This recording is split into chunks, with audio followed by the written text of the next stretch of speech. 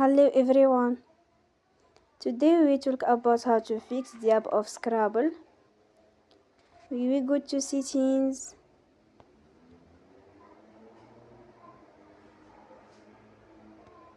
then we click on apps. After that we search the app Scrabble.